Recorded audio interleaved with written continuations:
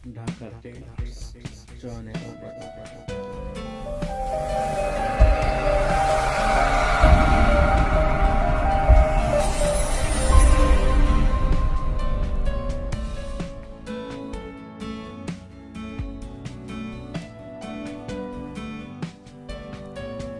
Camera দেখেই যেন থ মেরে গেলে একদম অবাক।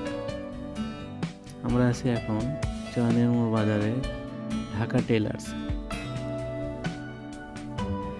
যেখানে নিত্য প্রয়োজনীয় সকল প্রকার পোশাক তৈরি করা হয়। এখানে আছে সিট কাপড় সহ শার্ট, প্যান্ট এবং পাঞ্জাবির পিস। আরও আছে শীতের বিশেষ পোশাক, সোয়েটার, জ্যাকেট।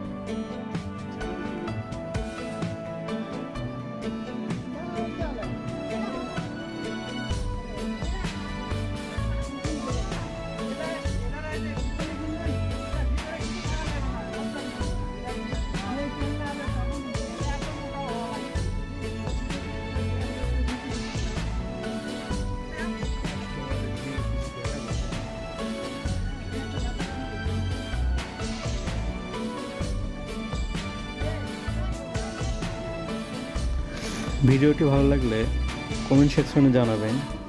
পরবর্তী সময় সাক্ষাৎকার সহ বিস্তারিত ভিডিও নিয়ে আসার চেষ্টা করব। ধন্যবাদ সবাইকে।